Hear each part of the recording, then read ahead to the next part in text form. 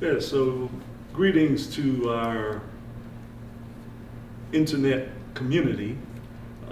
Welcome to the Kente Arts website's history, stories of things Pittsburgh and beyond. Past, present, and future, sort of. Yeah. Okay. We are here today in the home of Dr. James Johnson and Mama Pam Johnson at the Afro-American Music Institute. And a wonderful place. I've had several experiences here. And you could just tell us, how did this come to be? So you want to start or you want me to start? Okay. Dr. Got it. When I was in Shreveport, Louisiana, where I met my wife, I was the schoolmaster at the Lakeside School of Music.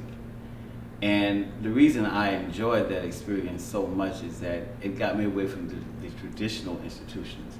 If I was not there, I would have been teaching in a high school or a college, and I, at the time, really didn't want to do that. Mm-hmm. I was there for 5 years. I was under Dr. Ernest Flampkins, and it was a proprietary music school approved by the State Board of Education to train veterans and Social Security students and so forth. And it was a for-profit school.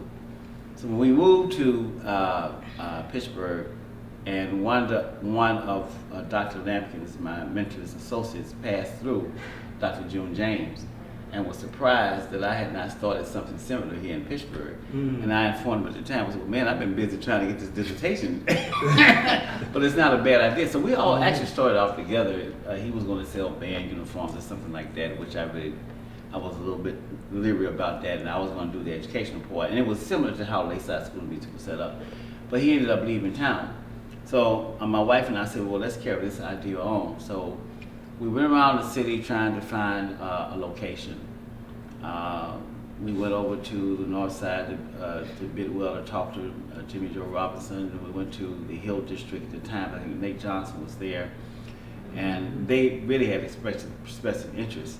And then we talked to our pastor. Well, we were at St. James AAMI Church, and he said, well, y'all can just do it here. I said, oh, okay.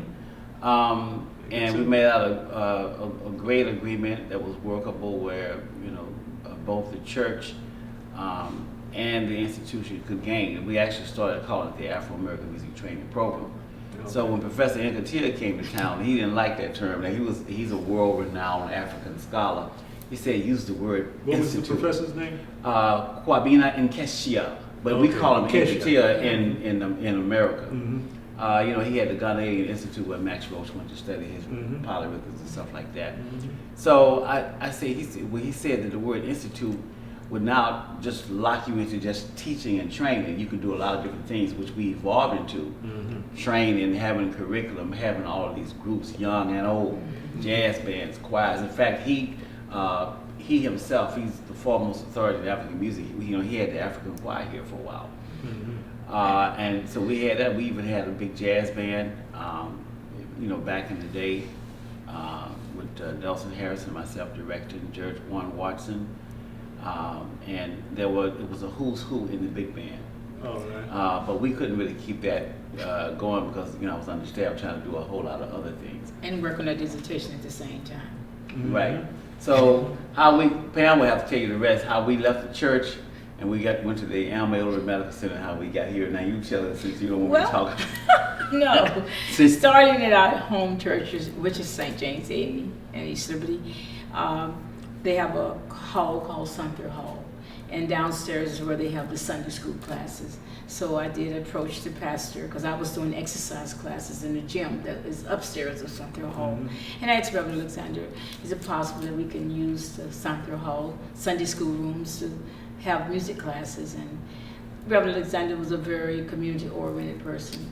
And we got started in 1982, right there at St. James AAMI Church in Sumter Hall. And we spent 6 years there. And from there is when we moved into Tioga Street over here in Homewood.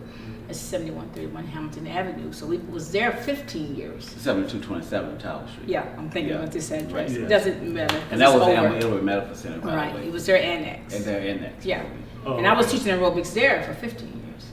All right. So I was kind of like jumping over from the desk put on aerobic clothes, but whatever it took, you know. Well, They have bigger bills.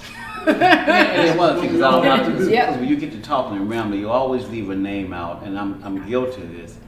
But another person that was directing that band was Gerald Savage, who's a good friend of mine, Yeah. a great arranger.